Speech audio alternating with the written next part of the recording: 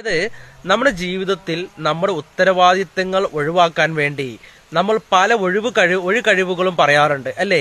നമ്മുടെ ജീവിതത്തിൽ പല ഉത്തരവാദിത്തങ്ങളും ഒഴിവാക്കാൻ വേണ്ടി നമ്മൾ ചെയ്യേണ്ടത്, നമ്മൾ പ്രവർത്തിക്കേണ്ടത്, നമ്മൾ ചിന്തിക്കേണ്ടത്, നമ്മൾ ചില കാര്യങ്ങളിൽ പങ്കെടുക്കേണ്ടത് നമ്മൾ തന്നെ പങ്കെടുക്കണം. എന്നാൽ ഒഴികഴിവുകൾ വെച്ച് നമ്മൾ അതിൽ നിന്ന് മാറി നിന്നാലോ? ഒന്ന് ചിന്തിച്ചു നോക്കൂ. ഒരിക്കലും അങ്ങനെ ഒരു ശീലം നമ്മൾ ഉണർത്തിയെടുക്കരുത്, അങ്ങനെ ശീലം നമ്മൾ ഉണ്ടാക്കിയെടുക്കരുത്. മനസ്സിലായോ?